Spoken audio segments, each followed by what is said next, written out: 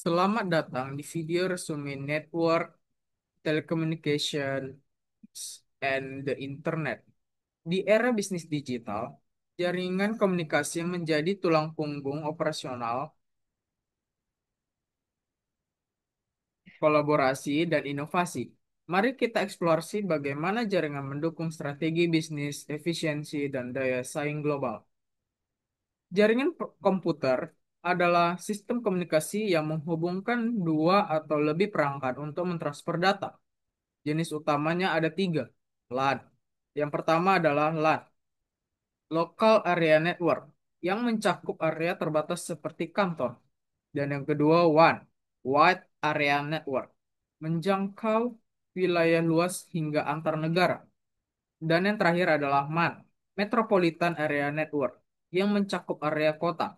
Jaringan ini memungkinkan organisasi berbagi informasi, perangkat keras, dan mempercepat proses komunikasi internal maupun eksternal. Model klien atau server menggantikan sistem mainframe tradisional. Di sini klien atau PC pengguna mengakses aplikasi dan data dari server pusat. Keunggulannya meliputi ada tiga. Yang pertama, eksekusi aplikasi terdistribusi. Dan yang kedua, penghematan biaya dibanding mainframe. Dan yang terakhir adalah penggunaan GUI yang lebih ramah pengguna. Namun, juga memiliki tantangan seperti biaya kepemilikan tinggi atau TCO, kompleksitas manajemen, dan isu stabilitas. Selanjutnya ada komponen jaringan. Komponen penting jaringan meliputi ada lima. Yang pertama server, menyimpan data, aplikasi, dan mengatur akses pengguna. Dan yang kedua klien fisik, titik akses pengguna akhir.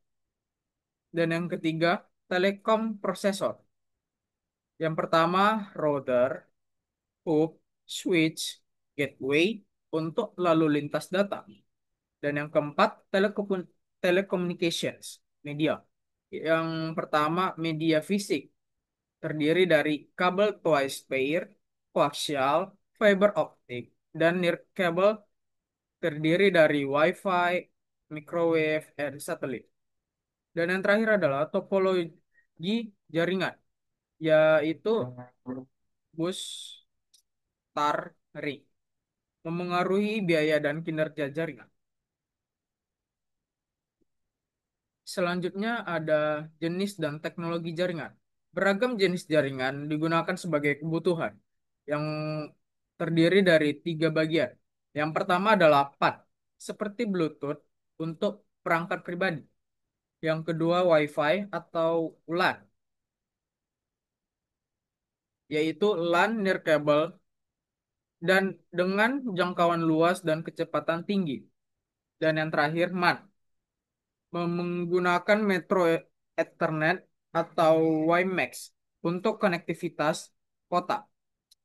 WAN atau Enterprise Network untuk koneksi lintas lokasi atau global dapat melalui list line, VPN, atau PAN. Selanjutnya ada internet dan e-business. Internet adalah jaringan global client server yang menggunakan pengguna ke berbagai layanan dan aplikasi bisnis. Implementasinya mendukung terdiri dari tiga. Yang pertama adalah B2C seperti Expedia, dan yang kedua B2B seperti sistem pengadaan bahan baku, dan yang terakhir adalah C2C seperti eBay.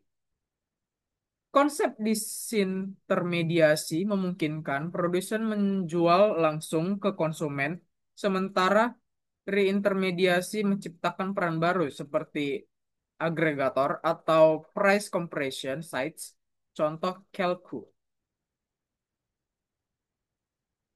Selanjutnya ada keamanan dan intranet atau extranet. Keamanan menjadi isu kritis. Solusi seperti ada dua. Yang pertama adalah firewall dan yang terakhir adalah VPN dengan tunneling. Autentikasi via username dan password. digunakan untuk menjaga kerahasiaan dan integritas data. Intranet digunakan internal organisasi, sedangkan extranet menghubungkan organisasi dengan mitra bisnis terpilih tanpa mengekspos data ke publik.